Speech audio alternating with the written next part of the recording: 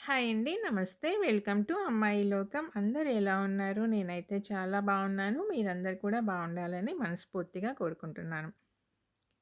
ఇవాళ మన రెసిపీ వచ్చేసి మష్రూమ్ కర్రీ అండి. చాలా సింపుల్ మసాలాస్‌తో రెస్టారెంట్ టేస్ట్‌లో ఎలా మనం ఇంట్లోనే తయారు చేసుకోవచ్చో చూసేద్దామండి ఈరోజు వీడియోలో. మష్రూమ్ కర్రీ అంటే అందరికీ ఇష్టమే కదండీ! పిల్లలకి కానీ, పెద్దవాళ్ళకి కానీ అందరికీ నచ్చుతుంది. అందరికీ నచ్చే విధంగా ఇంట్లోనే మనం ఎలా తయారు చేసుకోవచ్చో చూసేద్దాం. వచ్చేయండి. ఫస్ట్ కడాయి పెట్టుకొని వేడెక్కిన తర్వాత 2 టేబుల్ స్పూన్లు ఆయిల్ వేసుకుందామండి. దీంట్లో 2 పెద్ద ఉల్లిపాయలు కట్ చేసుకొని తీసుకున్నానండి నేను. ఇప్పుడు ఇవి వచ్చేసి మనకి పింక్ కలర్‌లో వస్తే సరిపోతుందండి ఉల్లిపాయలు. డీప్ ఫ్రై చేయొద్దు ఇప్పుడేను. ఉల్లిపాయలంతా మనకి ట్రాన్స్‌పరెంట్‌గా వస్తే సరిపోతుందండి.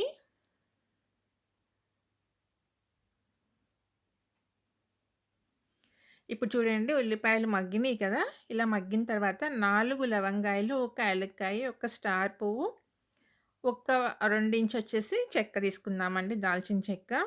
ఇవి కూడా వేసి ఆయిల్‌లో ఫ్రై చేసుకుందాము.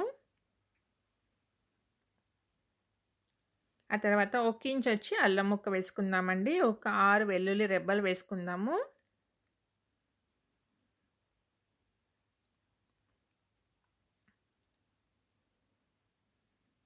ఆ తర్వాత 2 టొమాటోస్ అండి, ఇవి కట్ చేసుకొని వేసుకున్నాము. Medium size tomatoes. మనం ఫస్ట్ హాఫ్ ఫ్రై చేసుకుంటే ఆనియన్స్ మనకి ఇవన్నీ ఫ్రై అయ్యేటప్పటికల్లా కరెక్ట్‌గా మనకి బ్రౌన్ కలర్‌లో ఫ్రై అయిపోతదండి మొత్తం ఆనియన్స్ అన్నీ. ఫస్టే ఎక్కువ ఫ్రై చేసామంటే మనకి ఇవన్నీ ఫ్రై అయ్యే లోపల అది ఇంకా కలర్ మారిపోతుందనమాట. అందుకని మనం ఫస్టే హాఫ్ ఫ్రై చేసుకున్నాక ఇవన్నీ వేసుకుందాము. ఆ తర్వాత మొత్తం మనకి కరెక్ట్‌గా ఫ్రై అవుతుందండి. ఇప్పుడు 3 ఎండుమిరపకాయలు వేసుకున్నాము. ఆ తర్వాత ఒక 5 జీడిపప్పు వేసానండి. ఇప్పుడు 2 టేబుల్ స్పూన్లు మెలన్ సీడ్స్ వేస్తున్నాననమాట. మెలన్ సీడ్స్ వేయటం వల్ల టేస్ట్ చాలా బాగొస్తుంది. గ్రేవీ కూడా థిక్‌గా వస్తుందండి. మెలన్ సీడ్స్ వచ్చి హై ఫైబర్ ఉంది కదా! ఫైబర్ కంటెంట్ ఎక్కువనమాట దీంట్లో. హెల్త్‌కి కూడా చాలా మంచిది. అంతేనండి. స్టవ్ అయితే ఆఫ్ చేసేసి ఆరనిద్దాము. ఇప్పుడు మిక్సీ జార్‌లో ఇదంతా మనం వేయించి పెట్టుకున్న ఇవన్నీ వేసుకుందామండి. వేసుకొని నీళ్ళైతే ఏం యాడ్ చేయొద్దు. ఇప్పుడు దీంట్లో కొంచెం కొత్తిమీర వేసుకుందామండి అట్లానే. ఆ తర్వాత 2 టేబుల్ స్పూన్లు పెరుగు వేసుకుందాము. గట్టిగా ఉన్న పెరుగు, ఫ్రెష్ అండి ఇది, పులిసింది కాదు.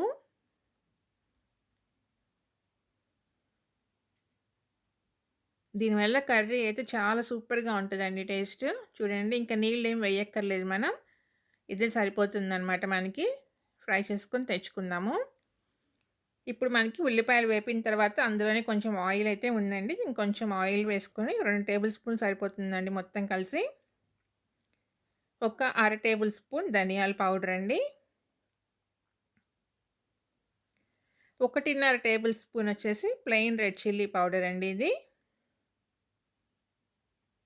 ఒక పావు టేబుల్ స్పూన్ పసుపు వేసి మంచిగా కలిపిన తర్వాత మనం గ్రైండ్ చేసి పెట్టుకున్న పేస్ట్ ఉంది కదా! మసాలా పేస్ట్ అంతా వేసేద్దాము. రెడ్ చిల్లీ పౌడర్ ముందే మనం ఆయిల్‌లో వేసి ఫ్రై చేయటం వల్ల ఏంటంటే కర్రీకి అయితే మంచి కలర్ వస్తుందండి.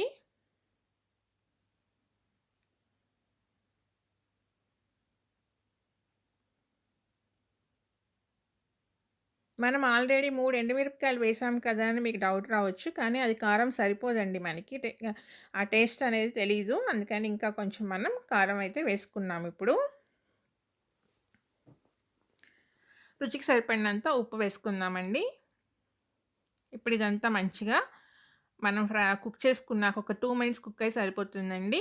తర్వాత మనకి ఎంత గ్రేవీ కావాలో దానికి సరిపడినన్ని నీళ్లు పోసుకుందామండి.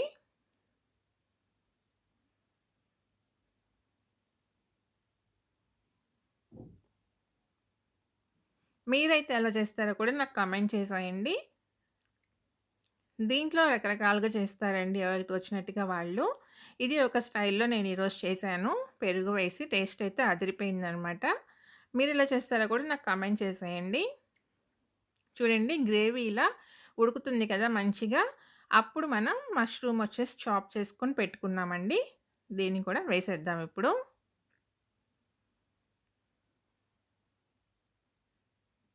మనం నీళ్లు పోసిన తర్వాత గ్రేవీ అయితే మంచిగా ఉడకాలండి ఫస్ట్. ఆ తర్వాత మనం మష్రూమ్ వేసుకుందాము. మష్రూమ్ వేసిన తర్వాత ఒక 5 మినిట్స్ అండి సిమ్‌లోనే పెట్టి ఉంచేద్దామండి. ఇలా ఉడుకుతుండగా కొంచెం ఒక టేబుల్ స్పూన్ కసూరి మేతి వేసుకుందామండి.